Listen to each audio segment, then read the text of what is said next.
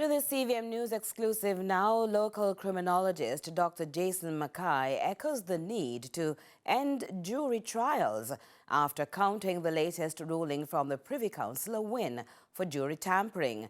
Yesterday, the Privy Council quashed convictions for entertainer Vybz Kartel and 3 co-accused for the August 2011 murder of Clive Williams. Nika Lewis has our follow-up.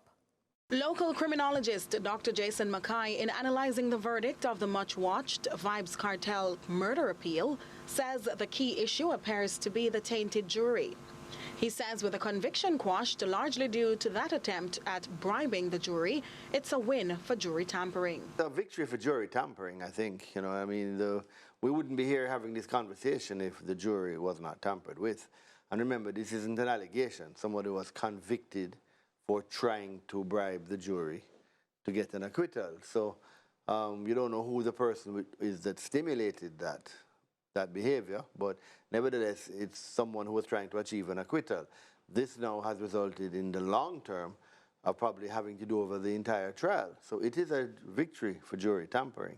It's on this basis the expert repeats his age-old call to put an end to the jury system, especially in such matters. The jury system needs to go. It's impractical, it's outdated, it's backward, and it's for an environment where you actually have control of your society and you have control of the safety and security of society that we don't have.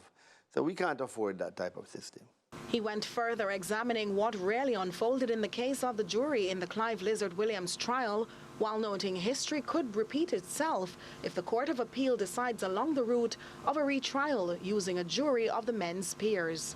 In this particular case, because they had lost one juror already because of complications regarding association with one of the jury's children, yes, being in custody with the accused, and the second one now was a corruption attempt.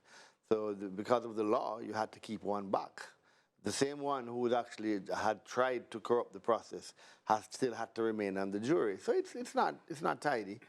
So if you didn't have that and you just had a judge alone, and Jamaican judges are basically incorruptible, and all studies have shown that it's one of the highest standards of any public sector employee we have. And internationally, we rank as perhaps the most tamper-proof judge system in the world, for want of another terminology. Let them sit as the jury, let them be the jury and judge. Optimistic, he deems the fans around the world who anticipate the court will grant an acquittal, despite assuring even so not every one of the accused will walk. Questions about the possibility of bail or whether this was truly a win for the defense or the prosecution. You must see our full exclusive interview with Dr. Jason McKay on Wednesday at 8 p.m. Nika Lewis, CVM News.